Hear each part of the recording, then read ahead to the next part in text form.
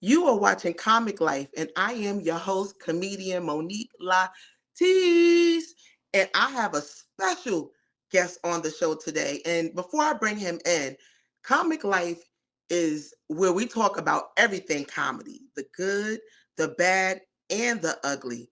And I want to thank you all for watching our first episode, which hit over 13,000 views. So thank you. Thank you, thank you, thank you. So today we have a very good friend of mine. He's a comedian, he's an actor, super hilarious. He's a producer of shows. He's currently on tour. So I introduce to you my brother, Bill the Billionaire. People, what's going on? Yes. What's going on? Hey, How you what's doing? going on? Everything is good. Good to see you. Looking good. Looking good. I see you. Thank you. Looking Listen, how you looking. listen, the comic life. This is our life. This is you absolutely right. This It's me. is our life. So I'm so excited to have you on today, for real, because we've been doing this thing together for a long time. Hmm. And I've been watching you grow. You've been watching me grow. So we're going to go back. We're going to have a different kind of conversation today. I like that. I like that. So I want to go back, first kind of introduce yourself to the platform and tell us a little bit about who you are. And then I want to go way back to Little Bill. Oh, you go that far back. Okay. Yes. All right. Yes. Well, what up, people? My name is I go by Bill the Billionaire. I've been doing comedy for 15, going on 15 years now. Come January, I'll be doing it 15 years. So Not currently, that T. come on, clock it, clock it. I'm currently on tour right now with comedian Takara Williams. I've been on tour with her for the last couple of months, and been great. My first actual real comedy tour doing that, so that's been amazing. I started out acting, doing my acting thing. I did a couple, feature films, doing some extra work and get my SAG credits and stuff like that. Did some independent films, and now I've been doing the comedy and acting thing now, going on 2 years come December.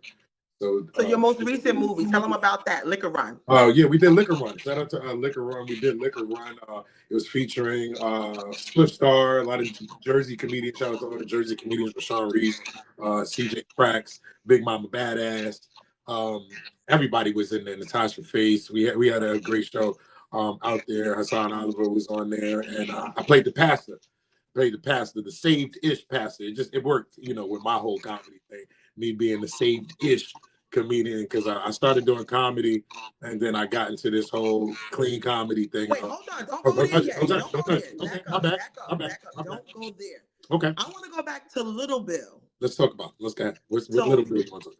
tell everybody where you're from, right? Okay, And then tell me a little bit about your childhood. Like, did you have mom and dad, brothers and sisters? got you. Catholic school? Were you bad? Like, tell us a little bit about who you Okay, are. so you want to go back to the Go childhood? back, Gotcha. back. Okay, well, growing up, if you would have asked me growing up, was this going to be my life? I would have told you no. I was growing up. I played basketball. Basketball was my love, my passion. Like that's what I did. I grew up playing basketball since I was a little kid, traveling around the world playing basketball.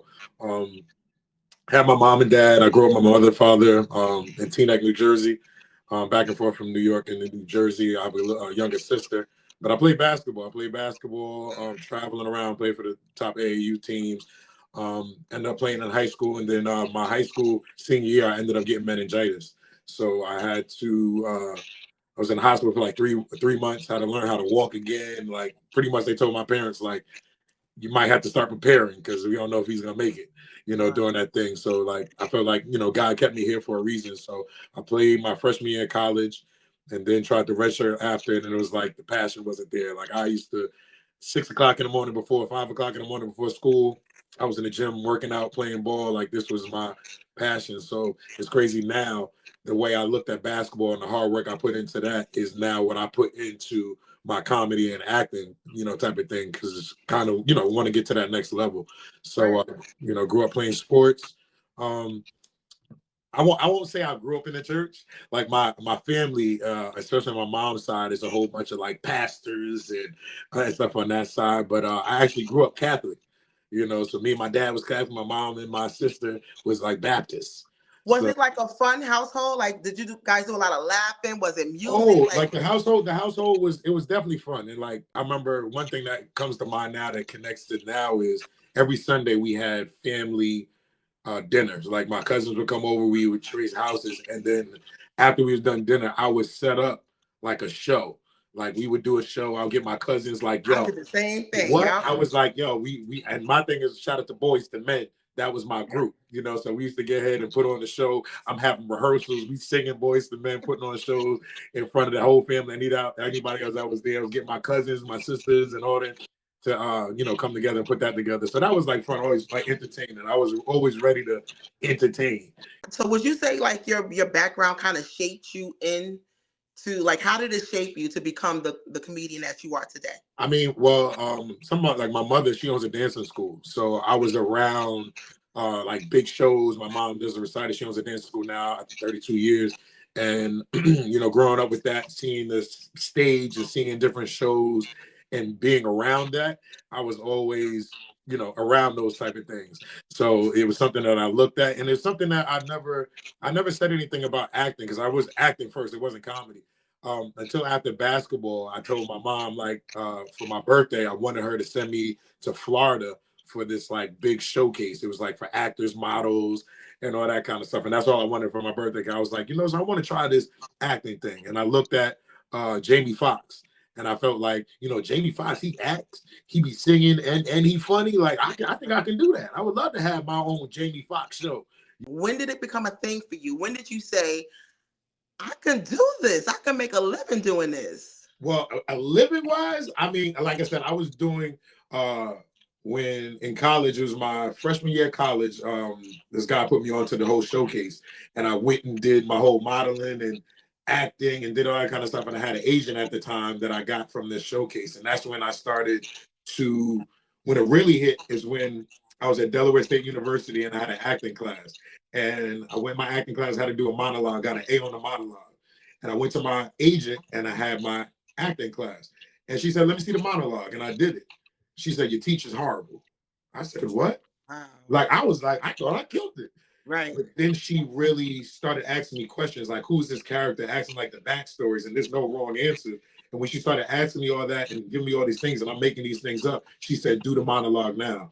And then when I did the monologue, it went from being a funny monologue to when I ended up finishing, I was crying. And that was the first time I felt like I wasn't myself. I was actually that character. And that's when I had like chills and I was like, oh, this is a craft. Like, this is real. But this is in college? This is college. This is college. Okay. But I did like little plays and stuff like that. In college, I was in plays and stuff like that. And when I was young, I had, little theater stuff like that, but never really took it serious because, like I said, basketball was my focus. Tell us how comedy came up. Well, comedy came up because I was hosting. Stand up. Yeah. Because you have comedy. I want to just be clear for this for 1 second. There's comedy, and you can do sketches, you can do, monologues, but then there's stand up. That's something totally different. Yeah, is that especially now? Yeah, especially now. And then it was crazy because I was hosting a showcase for comedian Omar Thompson. I was hosting it before his show. It was like a karaoke type of thing, and I was hosting, but I was being funny while I was hosting. You know how we together do. We hosting an event, and then the comedy show comes up. And then Marshall Brandon came to me and said, when are you going to stop hiding your hosting behind, your comedy behind hosting? I said, nah, that's what y'all do. He was like, nah, you need to get ahead and do it. So I remember January 11th, 2011, I said, I'm going to go out and try it. And I did this like open mic and I killed. And I was hold up, you killed on the first try? The first night. Now, let me explain this. This is like an open mic. It's like an open mic, but open mics, it's mainly just comedians. So my thing is like, I don't know this at the time, but I brought all my friends, I brought everybody, and I'm doing my thing. Now, if I go back and look at it now, oh, it hurts me. It hurts me. Yeah, I look at it now, I'm like, oh, please. It's still my mind. I don't even want to tell nobody. I hate watching myself. Do you like watching yourself? I like yes and no. Like when it's hitting, but I watch myself and I'm like, I like to see the growth. And then I used to record myself just to, I watch the people. I don't really watch myself. I watch the people's reaction. Did this joke hit right? Did this go here? So once I did that, I had the bug ever since. And I was just really learning the craft and like really respecting it as a craft. You see it on TV, you see all that kind of stuff. People think you just get up on TV. Get up on stage and just do it. But this is a craft, it's work. Okay, so now you're doing comedy, right? Hmm. Like myself, when I first started doing comedy, I got it. I was doing private gigs. Hmm. I wasn't really doing a whole lot of shows with the comedians. Okay. But I noticed that some people come in and they go straight to the shows. They don't do any private gigs. Like, how did Hmm. you come in? Did you come in hitting the shows, or were you doing private gigs? Nah, I came in and was doing the shows. I was doing the shows. I wasn't getting private gigs until later. Like I was like getting in little shows here and there and getting my name up in New York. Everybody was like, I didn't start doing Jersey until I started my whole room in Jersey. I after my first 6 months in comedy, I met with comedian Capone, and Capone called me and was talking to me and just giving me some advice as a comedian. Next thing you know, he was like, "You're gonna be open up for me at Caroline's, 6 shows at Caroline's." I'm like, Caroline's, this is big. I remember going to see, and that's one thing I remember going to see Tracy Morgan at Caroline's with my dad for his birthday one year. And as I'm watching him on stage, I was like, yo, I think I can do that. You know what I mean? I think I can get ahead and do that. And that was when I was hosting and stuff like that. So after Caroline's, that's when things started building up. And it slowed down also. And Capone was like, why are you waiting for people to put you on? Start your own room. And I'm like, Okay, let's talk about that for a minute because comedy comes in waves. mm-hmm. You know, 1 minute you're, rocking, and shows coming, and then there's a dip. Facts. And a lot of times when you wanna up and up and then you dip, that dip hurt. What?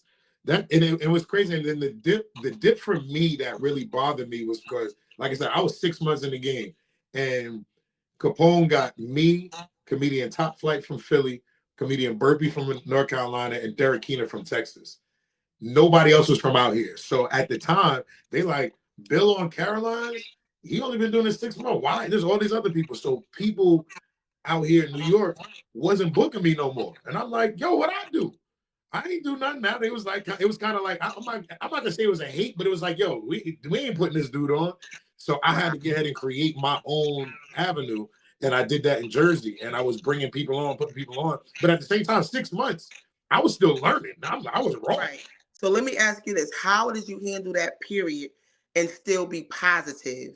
Because when you feel like you're being targeted for a certain or blocked for a certain reason, it can get very frustrating and people can lash out social media. How did you stay or did you stay positive during that season when you had to transition? I've always been one of those people, and this has started from college. Like I had my own video production company, so I started it on because I felt like I wanted to act, I wanted to do this and that. So I said, if they're not gonna get ahead and put me in these movies, I'm gonna create my own movies. I'm gonna shoot my own stuff. I'm gonna learn how to do it my own way. So when this happened with the comedy wise, it was just that same attitude. It was like, okay, I'm not gonna sit here and wait for them to call me. I'm gonna create my own avenue. You know what I mean? To where you're gonna create my own avenue. I'm gonna be able to grow and still put people on. And that's just what I've always been. I'm never one to get ahead and wait for somebody. I'm one to get ahead and create my own lane to where now when they see what I can do on my own, then it becomes, wow, if I have some backing behind it, it can go to that next level. So I never want to be able to dependent on other people. I create my own lane. And you can get kind of stuck. I'm so glad to know that you and myself Mhm. didn't get stuck because both of us are trailblazers. Come on now, speak And it. you can kind of get stuck with people viewing you as just the person that creates the space. Hmm. Yeah. And the invite to come into other spaces become limited because they think we got it, we doing it. Hmm. And then So they was, and then they think you just a host. You don't really do sets and stuff like that at the time. So it's like, I didn't call Bill because I just know Bill just be hosting. You know what I right. mean? And I'm like, nah. And then we get to the point where I just want to come and show up and do a set. I don't want to host. But that hosting is what got me sharper and got me to be able to create and where I'm at now.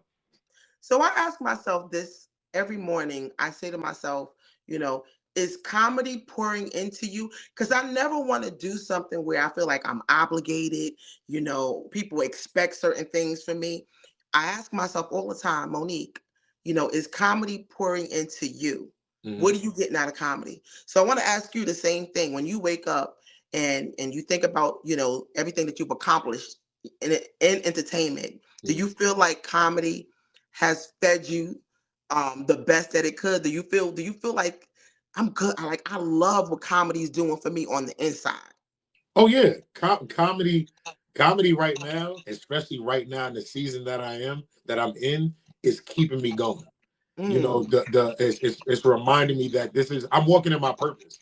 I feel like in the Okay. beginning you're sitting there trying to find your voice and things like that, and I feel like maybe the last 2 years I finally found my voice, and I think that's what's important. I was so trying to figure out which way I wanted to go, and is it cool to go this way? Is it okay that I might just be doing clean comedy? Is it okay that I'm not cursing and do this and that? Can I get to that next level to get there? It was a lot of questioning in myself. But once I found my voice, and the thing is, I was performing for comedians. Now Right. I perform for the people, and the Right. response from the people is what keeps me going. You have Mhm. people that come and tell you that they might want to just take their life. I've had two people come to me before and be like, "Yo, I was in such a bad place, but your comedy, I've never, felt like now I'm happy, I'm here. To know that you can have that impact. If I just touch one person, I'm doing my job. Right. Because you do clean comedy. Mm-hmm. You do secular comedy. I don't really Mm-hmm. even see you, doing a whole lot of cursing and all that carrying on. So how would you describe Bill the Billionaire's comedy? Like, how would you describe who you are as a comic and what we can expect of you Mm-hmm. on stage? I mean, one, you're gonna expect high energy. I'm a high energy person. I talk about my life. I talk about everything. I want to be relatable. I know the type of comedy I like. I want to be relatable. And one thing about me is I love God. I love God, and like without God, I wouldn't be able to do what I do right now. Like Mm. that's really something big that I believe in. And this is why it comes to they call me the saved dish comedian because I'm saved. God is my Lord and Savior, but I have my ish side. Come You know what on I'm saying? now. Come on, walk it well. But I have my inside, but I feel like we can bring it all together. And God blessed me with this talent that I feel like I'm able to get ahead and share it and truly 100% be me. I felt at one point I wasn't able to be 100% me as far as I can say when it came to like the churches and doing church shows. I was kind of like, all right, don't curse, stay here, do this, talk Right. like this. When it was like, nah, that's not what God wants you to do. He wants you to be you because there's other Right. people out there in the church that's doing the same thing that you're doing, but they feel like they can't talk about it. So I feel like I'm that voice to be that. So I'm a family person. I got twins, father of twins and stuff like that. So I like to talk about my real life things that I'm going through that's relatable to people in this world. That life is life. How do you get on stage when it gets tough? Let's talk about that. Let's talk about, we talked about, the how it all got started. We talked Mhm. about who you are. Let's talk about when it's ugly. As far as life or on the stage. Life. When life is life. Oh yeah, I mean I feel like life is life. I can say that now. You know what I'm saying? Even in the situation I'm in now, like I'm going through a divorce right now, going through all that kind of stuff. And this is like, I can say this is one of my darkest times in life and in comedy. But getting on that stage and being able to sometimes talk about it when I'm ready to get ahead and talk about certain things, the joy that I get, I'm in a whole nother world when I'm in that stage. Like it Mhm. takes me to another place to where I forget about it, and that's why you never want to get off because it's like I'm enjoying the laughter. I'm enjoying this. I'm at peace, So I think comedy has really helped me, healing wise. I can say healing wise, it's helped me heal, and that's very important to me. So that's why comedy Do, plays the impact. do you ever worry about what other people are gonna think? Because I know I did a joke one time. I did a joke, and this joke went viral. Hmm. And I did this joke in the privacy of a small show Hmm. in Las Vegas. Okay. It was a 6 minute set. I needed a joke that I had written. So I did the joke, and the joke went 45 million. Hmm. And it's a joke about my ex-husband and his new wife and yada yada yada. And it's a positive joke. I love the joke, but I didn't really think about how they would feel until after it went viral. Okay. So when you're creating your jokes and telling your story, do you ever think about the backlash that you would get from the people that you're actually in the mix with, or have you talked to them about it? Like, listen, oh, I'm using everything, Look, so everything gonna come up. from me, when I talk about certain things, it's like when I'm ready to get ahead and talk about those things. But at the same time, everybody knows, like Listen, you could be in Billy's set. My mom would tell you right now. She'd be like, my mom all the time. She's like, "Yep, he I gonna know talk that. about me. Yeah, my mom, he gonna talk about me. He right because this is my life. I don't want to make stuff up because the biggest thing is no one can get ahead and steal my story. We worry about people stealing our jokes and stuff like that. Yeah, This is my story. So right. you can't, I'm not remake. This is my story. So the thing is, it's real, but I do have respect with it. Like I'm never gonna be a bashing person. Like I'm never gonna sit here and just bash my wife, whatever. But I'm gonna be Well, real. I'm gonna be real. I know personally Uh-huh. that you will use everything that you need to use to tell your joke on stage. We were coming back from a show. I had to pee, and I said, "Pull over." I didn't know that you was gonna turn that into a joke on Listen, Monique Latise. But let me tell you something. That was the highlight of my birthday party, his my birthday birthday show. show. Yeah. That was And the even highlight. that So right there, and that's just the great thing about what we do. We can turn these bad things into great things. You know what I mean? We can turn hard times into laughter. Takara right now, she just got into a horrible car accident. The car flipped, did whatever. And we on tour, she's talking about being in this car that's flipped over and this and that. Now everybody else like, why are you doing that? Da, da, da, da. But as comedians, we find funny in these things to bring light to these things. We yeah, can sit here and be depressed and be in these moments and be stuck, or we can yeah. get ahead and turn light into it. And I think that's one thing that we're blessed to be able to do.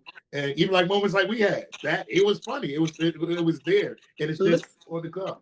listen, when my son went to prison, I initially didn't want to talk about it. Who Of wants to course. talk about being a prison mom? Who Mm-hmm. wants to talk about their own son, being incarcerated? But I remember the first time I did, it was like a weight was lifted off my shoulder. You feel better after you talk about it. And I think this the thing is, and I've seen this with you plenty of times.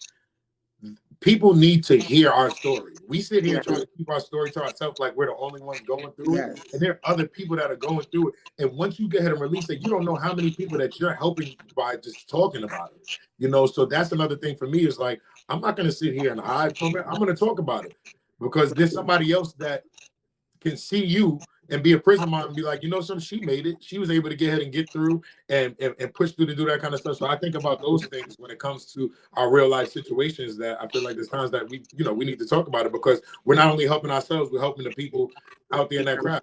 We're in front of yes. so many people, like we don't know who we're gonna be able to touch in those different ways. So what's the hard part about being a comedian? Like everybody, you ever go somewhere and someone says, "I'm funny, I'm funny." I Mm-hmm. get that all the time. People inbox me all the time. I'm funny. I was funny in my class. I was funny at the church. I was funny here. And I be wanting to tell them there's some ugly sides to comedy. So let's talk Yeah. about the ugly sides for a minute. I'm gonna say for me, one of the biggest thing I say for myself is pushing through uh, hard times. Like I said, when we got these hard times, we be down. I tell people all the time, being an entrepreneur doing this full time, it ain't for the weak. It ain't for the weak. Like if you're gonna do this, you gotta get ahead and do this. I understand there's gonna be some dark days. You know what I mean? But to have those dark days and still be able to get up and get on stage is one of the hardest things. And now I'm learning now, like going through what I'm going through. I got 8-year-old twins. So now me being on the road, I'm an active father. I want to be here with my kids. So every time I leave, my daughter, she killed me. She's sitting there crying. I mean, hour and a half crying, texting me while I'm on the road. Daddy, I miss you. Send me crying pictures. And I'm like, Dad, but I know who I'm doing it for and why I'm doing everything. So now when it comes to this, I continue to, just push through. For my kids. So that's like, one of the times right there. I don't really get involved in the whole drama and all that kind of stuff. So but it's just, I think it's just when life is lifing and we got to get up on that stage and push through. That's one of my biggest things. You wanna up right now, and I love it.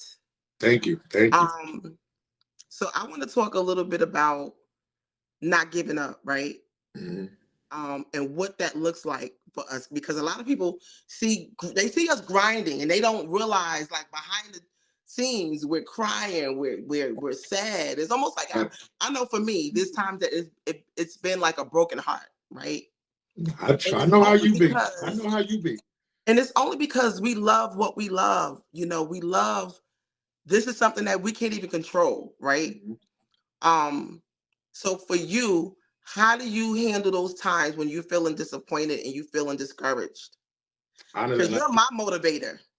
and listen, I hate, like, anytime I see you going through something, we have our talks, because I know the talent that you have. I know what you've encouraged me to get ahead and do what I'm doing now, as far as taking that leap of faith and trusting myself and betting on myself.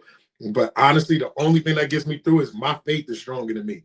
Like, if it wasn't for God, I don't have nothing else. There's no formula. My faith is stronger than me. I know what my purpose is. So I sit here and tell you, I'd be lying if I sat here and be like, look, I don't know how it'd be hard, but Yeah. when those hard times come, I get excited, because I'm like, I know that God is like, listen, I'm gonna put you through this. I'm gonna test you right now. You can't be stressed and then telling me you think God is gonna get ahead and bless you. You can't have both. That's why I say I have faith and fear don't mix. You know what I'm saying? So my faith is stronger than me, and that's what pushes me through, and it works every time. I tell you before, we can have a conversation that, yo, I don't know how I'm gonna pay rent this month. And I said, don't worry about it. It's Oh, gonna happen. You like this? No. I said, listen, trust God. I don't know. I can't give you the answer how it's going to happen, but I'm telling you, it's gonna get taken care of. And I've never seen God fail. I've never seen God fail. Even like for this tour right now, I'm going through all the stuff I'm going through, and I'm sitting there like, I gotta go back to work. I gotta go back to work. I gotta figure this out. Like, I'm grinding, I'm putting in the work, I'm doing everything. But then I'm sitting there saying, I'm not stressing. I'm like, yo, it's gonna happen. And Takara called me for one show. We do one show, and then when I get to that show, we in Albany. She's like, "Yo, you want to go on this road to, do the whole tour? I don't think Mika gonna do it." I'm like, "Yeah." I didn't know that was coming. I've done me right, and her have done. I've done tour dates with her, but I haven't been officially on the tour with her. right, right, So it's like, all those times, my faith just keeps me going, because every time I'm telling you, they come in to shut the lights off. They can be at my door, get ready to shut it off. And somehow, some way, boom, something happened. A check will get ahead and come in, a yeah, call will come, a deposit will come, all these different things. Now, I could have sat here and been in a corner. No, you got to keep walking. You got to yeah, keep going. That's like they say, when there's a storm, you don't sit there and stop in the storm, because that storm can just sit there and you be done. Take your time, right. keep going through. Because once you get ahead and go through, you ever go through a storm and then look behind you, it's pouring behind you, Whew. but it's clear in front of you. But if I would have stopped, I would have been sitting there in that storm. And there's been times that I've had to pull over and be like, yo, I don't know, feel like giving up, but you got to keep pushing. Once you know what your purpose is, and you know what God has placed on your heart, and what God has for you, what's for you is for you. It's gonna work out. You just got to go about it the right way. And my thing is this: I've done it so many ways, trying to do it my way, and this is the Right. first time I've actually just really given it all to God. I give it to God. Like, look, when bad things happen, I get excited now. I get excited because I'm like, this is just a part of my story. You know what I mean? And loving the journey is why I'm so excited. Like right now, everybody's like this. Yo, Bill, you taking off. You doing this, that. Yeah, but this ain't it. Like, this is just the start. I'm Right. still learning while I'm here. I'm still growing. And I'm seeing so many things and learning that I'm like, when it's my time to be the headliner on the tour, my own tour, now I'm gonna know what to get ahead and do. God is just showing me, all right, look, this is how it goes. I'm gonna show you these ropes, because you're gonna have to be in that position. And what are you Well, gonna do with later? you know my story with you. Mm-hmm. I'm at the Stress Factory headlining, right? And I'm like, Bill, I need you to do a couple of minutes, couple of minutes. And you hear different people saying how certain headliners, try to tell their feature what to say, what to do. Mm-hmm. I don't believe in none of that, but I do believe, and you can't watch, especially when you know that you're putting on a hitter. Mm-hmm. Can't watch the feature. Yeah. Okay, we had two shows, Stress Factory. First show, I said, you know what? I want to enjoy Bill. I want to watch the show. Yeah. Bruh, I'm watching you destroy the stage. Yeah. I'm like, yo, he's not leaving nothing for me. Could y'all get him off? Could y'all get him off? Yeah. And then the second show, because I Uh-huh. lost my voice trying to keep up with your energy. Uh-huh. The second show, I said, I'm going in the dressing room. I'm going in the green room and I'm I not watch. watching you. Yeah. So, and I was so proud of myself for being honest. I wanted to say something about that. About what? About Stress Factory. Oh, okay. This about you. This about you. Don't. Let's keep it I family. might. It is gonna be about me because Okay. I feel. But the thing is, I've learned like now, like you talked about the Stress Factory thing, and it was like I can front. I felt like I got in trouble. I felt like I called into the principal's office. But that's I'm gonna come back. No, listen, because that's real talk. When now, like even producing shows or me performing, I want like that fire on the stage because that makes me like, okay, I gotta get ahead and bring some heat. Like I was out in LA last week, and it's my first time headlining in LA on Wednesday. And Jasmine W, I don't know if you know, she's from out in LA. She's dope. Um, she went up first before me, and she was, I mean, bringing it. And I'm over here like, dang, these people don't know me, nothing. She out here killing, but it was like it make you want to get ahead and say, okay, I need that fire. but Put that that's fire why up I under me. share with you. That's why I share with you, and I want to make sure that the narrative is put out there correctly. And when you we joke about you feeling like you was in trouble, you know, it wasn't that. I mean, I think anybody experienced that. The person that goes on before them, all Mm-hmm. kind of things run through your head. Yeah. All kind of things run through your head, and Mm-hmm. then you got to close. That's a Yeah. whole different ball game. Yeah. If it's a Mm-hmm. regular show and you're opening, you're closing or whatever, but when you know that your name is on the bill Yeah. and the person before you is shredding the stage, Yeah. yo, it's like who booked him? But I say that, you know, I could be kind of embarrassed about my portion of it because, but I'm honest. I talked to you about it. Mm-hmm. But it's really about sharing with you how proud I felt of you and Thank you. giving you a compliment like you are a headliner. Thank you. You know what I'm saying? And knowing that sometimes you may have to do that. I may have Mm-hmm. to, and we've done that. Well, you did that for me at my comedy special, people. Don't let her fool you. I did my comedy special and I need to have my sister on there. And let me tell you something. She came in there and ate that thing up. And I'm upstairs in the little soundboard room watching the That was the crowd. mistake. Yeah, That was the yeah, mistake. That's yo, the point. yeah. And then, so when I was in LA, I can hear her, but I wasn't I couldn't see it. I heard Right. it. So I'm like, okay, I'm sitting in the rack. Like, shout out to my manager, James. He was like, stay in the room. So I'm like, now I want to see, but not hear it. But like you said, you was out there killing, and I'm like, all right, I got to figure out how to maneuver now. But that's what I'm saying, and that's why I shared with you. You know, I was very intentional when I put you on that show. Mm-hmm. I knew what you were coming to do, Yeah. but to see it, Mm-hmm. it was like mind blowing Yeah. because you weren't just a comic that night. You weren't Mm-hmm. just a feature that night. You know what I'm saying? Yeah.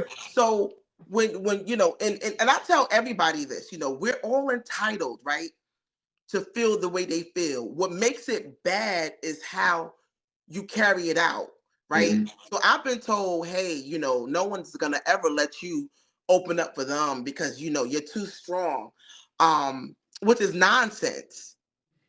So So it's let me all dumb in down how your you stuff. right. It's all in how you carry it out. And I'm like, yo, you need to be on a show with a killer because that's what you bring to the stage. Mm-hmm. So what's your plans like with the next couple of months in the next year? What is your plan? Um, Because you're a growing comic. mm-hmm. You've seen me grow, I've seen you grow. Yeah. And like you said, this is a big you're in a great season, but in a lot of ways, this is the beginning. Yes. And I'm I'm speaking from a hoping. person that knows you personally. Mm-hmm. I'm like, God has you somewhere in the meantime, but he's a like, you a What whole he's about to do is just crazy. And I'm learning even from Takara, like being on the road with her. She's like, yo, while you here, test these things out. This is the time where I get ahead and create, and every show I try to throw something new in there and grow.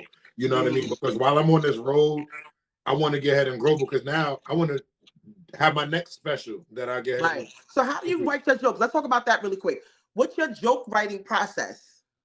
my joke writing, like me, my real joke writing process, I'm a bullet person. I can't write the whole joke out because of the fact of it becomes too wordy, and then now I'm like, I feel like I'm reading a book. So in my head, I'll put let's just say the twins did something, twin school. I know what I want to talk about in my head, but I'll do it on stage, I'll record it, and that's where I go back and say, okay, gotta cut this out. They didn't like this part. And that's how I keep tweaking it and keep doing the joke, keep doing the joke, and now it becomes whole, you know. Do So you I'll allow go ahead people and to do. write jokes for you? I haven't had people to write jokes. I have people punch up jokes for me. Okay. So like I'll have a whole like so when I did my comedy special, I wrote my whole comedy special, and I linked up with Cletus Cassidy and Ace Brown, and told them how they like it, and they like, yo, we should go this way, or try this, or add this to it. And, you know, I'm open to that, and I'm open to different things. It's me. It's hard for someone to give me a joke that I've never really lived. Right. So I don't want to be on stage like, hey, I was doing this and I ain't really never lived it, because I feel like you can see that that's not really me. I You know know, so that's the yeah, problem that I have too. People always want to give me a joke, but I'm like, I've never did that. I've never yeah, been there. yeah. Yeah. I can talk So about it as a freestyle, but it doesn't sit right with me because it's not as natural to what I want. So that's why I rather come to, if I'm coming to you, hey, this is what I'm going through. I'm dealing with this, this, and that. This is what I'm talking about. And you create off of that, I think I'd be open to that. But other right. than that, I'm cool with punching up. And I'm not one of those comedians that can't, yeah, a lot of comedians don't want you helping them out with a joke. Would I'm you like, write for somebody? Like, how do you feel when you listen to other people's joke? Are you one of those comedians that's like, yo, you should add that. You should oh, add that. yeah. But see, I don't do that to everybody because certain people don't like that. So I just be like, I know which comedians I can be like this. Look, I like this. If you would have said this, I think that joint would have took it to this level. Let's say I'm doing a joke, right? Mm-hmm. And the crowd is going crazy. The crowd is laughing. And then someone says, hey, you should do it this way. And honestly, I'm like, well, the crowd is enjoying the way I'm doing it. So why change it? What do you, It's not just necessarily changing it, it's growing and expanding it. My thing is it's about expanding, because what I drew for my special, it was funny already. right. But now to be able to expand it, and then when you start doing it more and more, now you see how this joint can go. Like what I used to do is when I go to comedy clubs, I see comedians, I'm like, yo, how did he go in there for 5 minutes, talked about one topic and killed the whole time? So Right. that's what I was like, oh, I need that. I need to be Right. able to have 5 minutes, talk about one thing, and it kill the whole time. And Right. that right there is what I'm talking about as far as expanding. Right. You Right. know, Right. so you might have a joke that's funny, but now that joke can go from being a 3 minute joke to being a 5 minute joke by adding this one little part. So now Absolutely. that adds onto the joke. Now you got a whole, you know, another thing that you can add to your set. So that's how I look at, you know, jokes like that. Because like you said, the crowd, they loving it. You know what? Now that you mentioned that, I did a joke. And Sophie is so deaf from New York. She said, you know what? You should add this piece to the end of it. And Mm-hmm. at first I was like, I don't know, because I never, I wasn't thinking that way. But Yeah. then I said, you know what? I'm gonna give it a try. Mm-hmm. I gave it a try, and it ended up adding a nice little piece to it. Mm-hmm. So yeah, so I'm with you on that one. How do you feel about joke stealing? The concept of joke stealing. Have you ever had a joke stolen from you? Whew. I ain't really talk about this publicly. I'm still not going to say the person's name, but I saw a very big comedian do one of my jokes that I did from years ago, and they switched the joke from it being a drinking joke to a weed joke. And first of all, I was flattered, but I went and I had both videos. I got timestamps of when I did it to now when they did it. And I'm like, yo, all they did was switch a joke. And I said, I have more to that joke. But They my saw thing you is that, do it? did they see me do it? Yes. I don't know. I mean, the way it was done, it was like, yo, somebody probably had to send, like, I never met the person in person. This person's a big comedian. And when I saw the video, I said, no, I'm watching them on a special. And the crazy thing is, being who they are, Wait. anybody's gonna go ahead and say, It's on yo, their that's his joke. special. They use it on their special. On a special. I think it's on either Prime or one of them things. And I'm like, wow. And I'm at the point where I'm like, hey, it is what it is. I don't even use the joke no more. It's cool, but I'm like, I just got to recreate. Just gotta keep growing. You know, it's not like, oh, hey, I don't live off that joke. I'm gonna have more. But that's why I don't really like putting a lot of stuff on YouTube and putting stuff out, because comedians from all over have access to YouTube. I'm here in Jersey. Somebody can be doing Bill's whole set in Alaska. You know Right. what I'm saying? And I Right. would never know.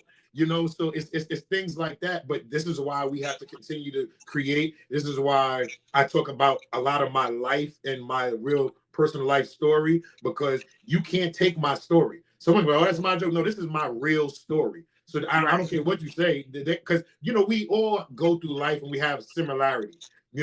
I might say something. There might be a slang term that I'll go ahead and say that somebody else says the same thing. Well, you don't own that word. You know Right. what I'm saying? This is what I use in that context. So just because you say this word and it comes from, I can say the word too. You don't own the joint. What's your favorite joke that you wrote, that you say, that the crowd go like? What's your one that gives you goosebumps on the inside? Yeah. I mean, my favorite joke, and the crazy thing, my favorite joke, and I hate it. I'm tired of it, but people love it. Is like when I do my nail joke. When I do my nail joke, talking about getting my nails done, and even after the show, talking to dudes, talking to females, and they come to me, about my nails. They go, "Oh, your nails is really done," because this is really my story. You Right. know what I mean?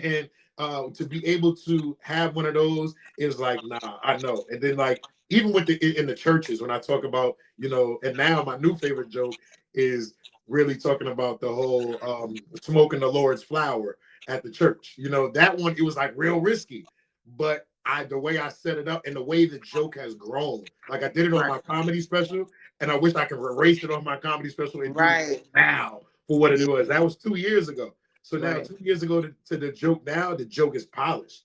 Right. So Right. when you can polish a joke, it's amazing. Right. So who's some of your favorite comedians? You. Nah, real talk. A lot of people like to get ahead and say all these big names and stuff like that. Like coming up, I always love Eddie Murphy, Patrice O'Neal. Man, rest in peace, was real funny to me. Bernie Mac, all those great. But there's so many people in this circuit that are dope, Yes. that people don't even know about. And I put it like this: one dude that I know is supposed to be doing clean comedy and stuff like that. I shout out Chris Clark. Chris Clark, Yes. I'm not gonna lie, Chris Clark, and he can hear it now. I tell him I might have told him. I looked at Chris Clark when we be on Facebook and they say, "Hey, I need somebody to do a Christian comedy Chris show." Clark. Chris Clark. Chris Yes. Clark, Chris Clark, Chris Clark, and then I'm seeing Monique. All our names, I know all these people, but I'm like, I forget Monique in the midfield. I'm like, who's this dude? And this dude is out here just killing. I'm like, dang, he nice. But Yeah. those things make me want to get ahead and improve. And Yes. when we start working with them, it's like, yo, these is good people. But it's good competition. You know what I mean? And then I look at Marcus Wiley. His special was amazing. And I watch these people because it helps me create and think outside of the box in my own story. It makes me come with a different angle. Like, oh, I never thought about coming from that angle in my life, or how I can get ahead and speak. Because one thing, like with Marcus Wiley, he'll get ahead and he's so funny, but at the same time, there's such a message behind that. And you leave with something. And one thing that I want to do is when people leave my show, I want them to leave with something. I want Yeah. them to either be encouraged to do something, to see something in me. I want to get ahead and give that to them. So that's something that's important to me. So it's not really about all these people that's out there. There's people out here that everybody don't know about that are killing these stages that really who I'm looking at. Like the other ones, okay, I'm good. Because y'all probably not doing certain things. These ones that's out here putting in that work, that's sitting on these other levels, I'm loving it. Like even just to watch Takara, knowing her, me and Takara, we've known the people like, how'd you get with Takara? They thinking we just met. Nah, me and Takara started with each other. Like Mm. almost 15 years ago, we used to have a show in Harlem called the New Jackson Comedy. And we just started our little room. It was like 10 people in there. And we was out here just doing it every week, just working and coming out to my rooms. We just, this is the time when we do one show, then we go on to the next show. Yes. And we go to the The good next. old days. So now to see the growth and see where she's at and be able to be as somebody that's been doing it the same amount of time as you, seeing where she's at and to be able to really take advice from her. A lot of people don't like that. You've been Yeah. doing comedy 15 years. How you gonna tell me what to do? Right. Nah, she been doing it. There's a little thing. Okay, so all right. So I'm not too good to get ahead and learn from my Yeah. peers. If I'm better than everybody I'm around, I'm in the wrong circle. Absolutely. You know what I mean? So I Yep. like to be around those people that's gonna get ahead and challenge me and help me grow. I think that's something that's very important in comedy. And, you know, those are the people you need to be around. Absolutely. When you think about comic life, when you think about the whole concept of just, being a comic in the life that we live, um, what does it mean to you? Like, what do you want people to know about you that people may not know about you? As far as when it comes to comedy, one thing is when it comes to when it comes to comedy, one thing I say like this: to do what you love to do every single day and get paid for it is amazing. Like I've been on so many flights right now. I'm like, I went to Vegas. Normally you go to Vegas, yo, we going to turn up. No, I was going for work. And that right there hit me differently. I was at a job Mm, that it was a great job, but I felt like I was wasting my time every single day. Like I was mm, letting days just go by, and I was had anxiety. I was depressed because I'm like, I have a talent, but I'm not putting the work in. I can be honest. My first, let's say 13 years, it really wasn't off hard work. It was off of talent. I wasn't in the comedy clubs every day. I was like, I get booked, or I put my own show together once a month. I can do that. I'm just doing it off of talent. But then I saw you after you left your job, and me and you had a show, and you was on this stage, and I'll never forget, we had this church, and I said, I know Monique's jokes and this is and that, but to see Monique now polish, be on these stages every night, and the growth, I said, I need to put this work in. So that just bring me mm. back to when I played basketball. I was up every day, 5 o'clock in the morning in the gym, putting shots up before my dad had to go to work. And then after that, I was at the park playing ball, and the repetition and doing that kind of stuff. That's the only way I got better, and I got these scholarships and doing that kind of stuff. So I had to put that same energy into comedy. And once you start putting that work in, you like, wow, this drink can really be something. So to Right. do what you love to get ahead and do is just such a blessing. And I want to inspire, and I want to like impact people. I want to show people you can do that. You put your mind to it, you can do it. Especially like I got my kids watching me, so it's like I don't have time to do this for play. Like Right. I take this so seriously. Like the time that I'm away from my kids, I don't want to just be away. I want my kids, so I need them to know why daddy's gone. How every time I go on stage now, it's like, look, don't waste your time. You ain't here just to get ahead and get this money. I ain't chasing the money. The money gonna come. Right. But when I get on that stage, it was like, this brought you away from your kids. It better be worth it. Yes, It that's a good better way be to worth it. look at it. So, like, what would you tell someone? What advice would you give a new person coming into comedy and they're like, I want to give it a shot? What would you talk to them? How would you talk to them about branding themselves really quickly, marketing themselves, and like, what advice would you give? Just flat out, kind of managing their own career because that's what we had to do. Mm-hmm. I feel like you gotta understand that this is a craft. This is work that you gotta get ahead and put in work. You gotta get ahead and put in work. This is not one of those, hey, I was funny at the cafeteria table. You know what I mean? You gotta, and it's not just about on stage, it's off stage too. A lot of people, they're great comics, but they're jerks off stage, and people don't want to work with them. And I think that's the main thing. Off stage, I've been around so many people, and they're like, you actually a cool person. Like, I want to work with you. I want to be around you. Even the people that are watching you, there's people now, they're like, yo, you actually cool. We'll go hang out after the shows. When we've been in all these different cities, they was like, yo, I didn't think that you would get ahead and be chilling and talking to. I'm a regular person, and once you start making yourself too big for people and do that kind of stuff, and like I said, off the stage is more of the thing, because you want that support. Off the stage is so important. But at the same time, you got to put in that work. You got to put in the work, and you want to put yourself out there. A lot of people, I don't know why comics do this, but they'll be on shows and they'd be like, "Oh, that ain't my job to put the stuff out there." No, it's not the job to put it. The promoter is the one that's supposed to promote it. But at the same time, I got to promote myself. I got to get ahead and put myself out there to let people be aware of me. You know what I mean? And then to stay consistent. The thing is consistency. The thing is consistency. Be consistent and be yourself. Don't try to be nobody else but you. And one thing I say is don't perform for these comedians. I used to go to rooms doing jokes, and we would go to the next room, and I wouldn't do a joke because such and such comedian was there, and he was just at the last show. But I'm like, why are you performing for this dude? He's just a comic. There's somebody out there in that crowd that ain't see that joke yet. And this is how we work on things. So stop performing for comedians, perform for them audiences, and continue to get and develop your craft. And just like I said, take it seriously, put that work in, it'll all come. And don't chase the money. If you chasing the money, you're in the wrong business. I'll tell you that right now. For real. That money is gonna come, but you really gotta get and put that work in and know what you really want to do. Well, if I know I say this all the time to you because you're my brother, but I'm so proud of you. And you're right. You are a real person off the stage. And that's what I love about us. Mm-hmm. To me, I feel like we cut up more when we Off off the stage stage than we do when we on the stage. Mm-hmm. And I love that. And just keep doing your thing. That's all I can say is keep doing your thing. We inspire each other. There's people watching you, and really quickly before we get out of here, we got to talk about I don't believe in haters. I don't. Mm-hmm. I don't like that. I don't like when people say there's people that's hating, everybody hating. But you do need people that don't believe in you. Oh yeah. Because look, I ain't gonna front. I just smile now. It's not even to adjust. You gotta smile. And then I did an interview on this podcast, and they was like, what would you name this next chapter of your life? And I said, this next chapter of my life that I'm going through now is like he said he was gonna do it.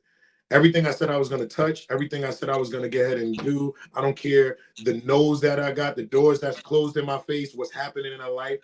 That doesn't change where I'm going. Everything I said I'm gonna do, I'm gonna touch. Everything I said, I'm gonna hit everything. I know what's for me is for me.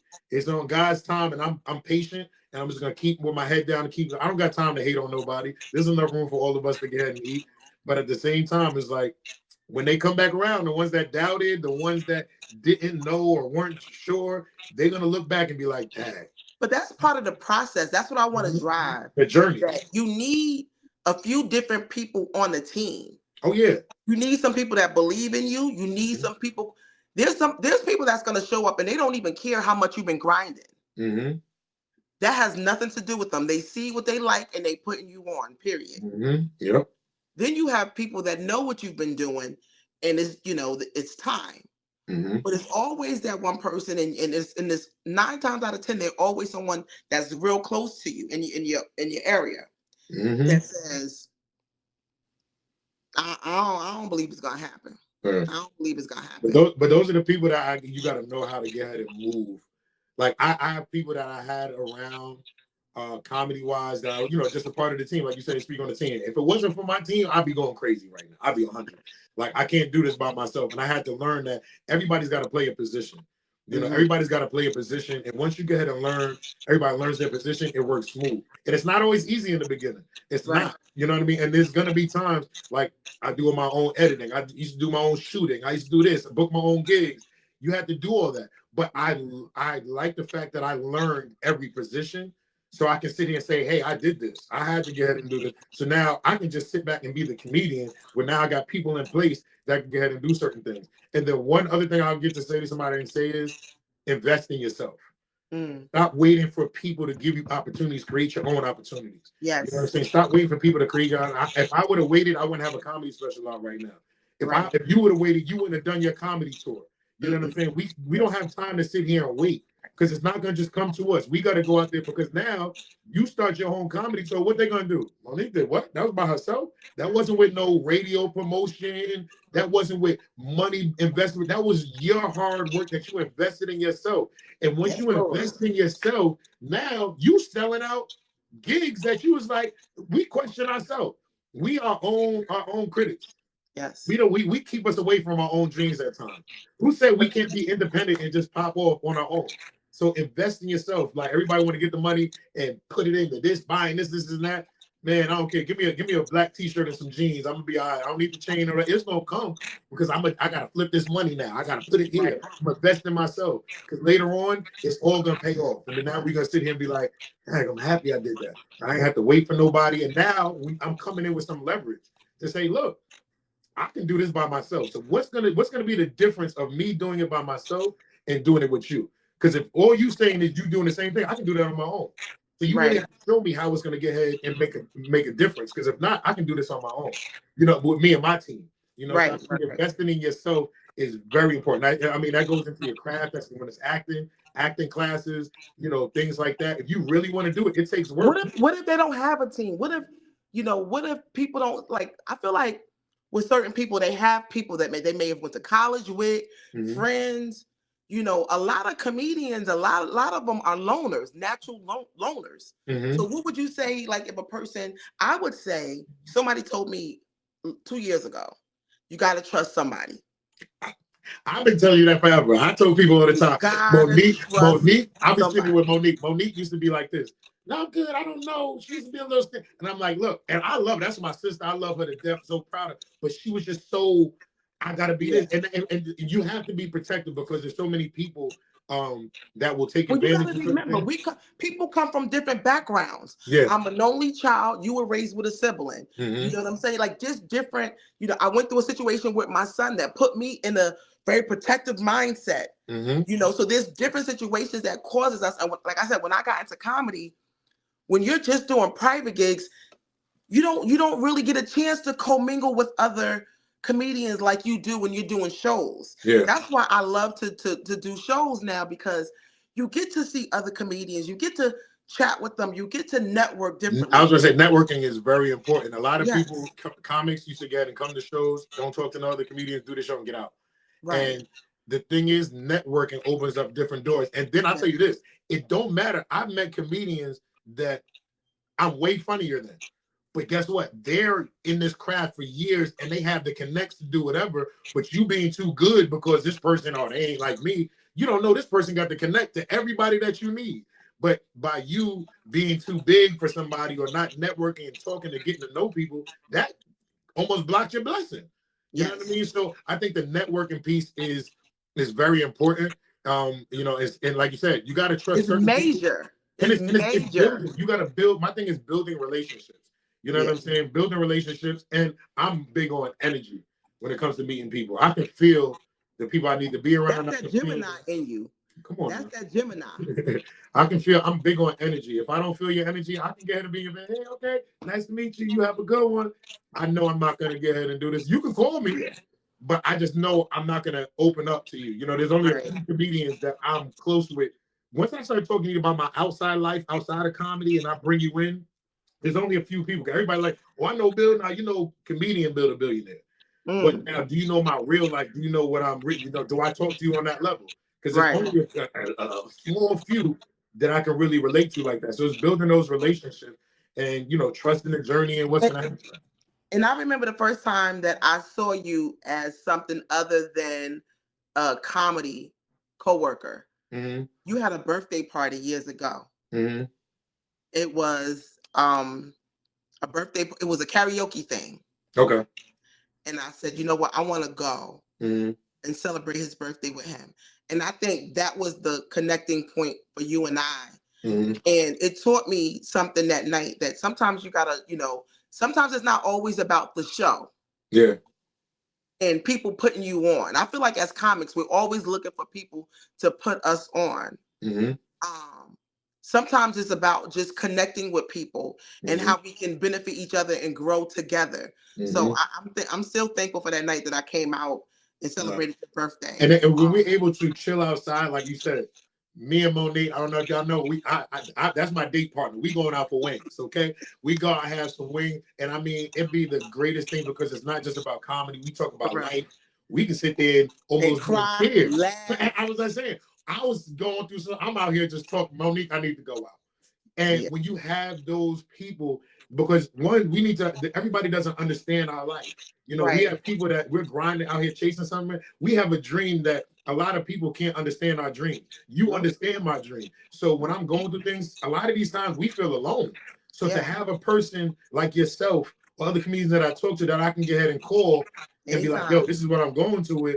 You need those things. You need those things. So let's stop being co-workers and let's see if we can chill outside of it. And be friends. Especially when you, and as a female, I know it's hard because a lot of times, like people be talking now.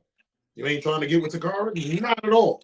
That's my shit. Like I don't even look at her like I do comedy and security for her. Coming in and around, that's really where I'm at. I can really be here and be professional. A lot of people out here with the wrong intentions. And plus, you don't want to mess up a good thing.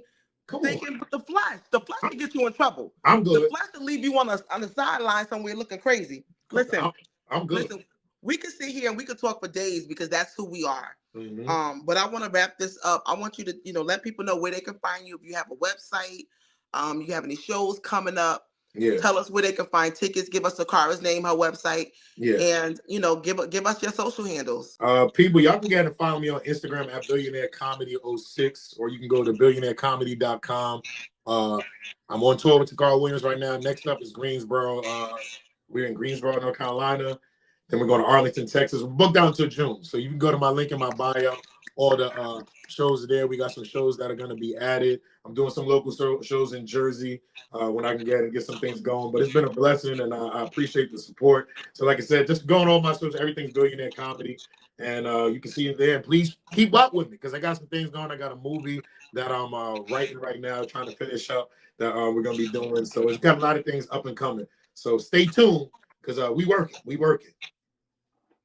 Bill the Billionaire, I love you, brother. You know I do from the bottom of my heart. Thank you for jumping on with us. Thank Comic you. Life, where we talk everything comedy, the good, the bad, and the ugly. Yes. I'm your host, Monique Latise. It's been real. Peace. Peace.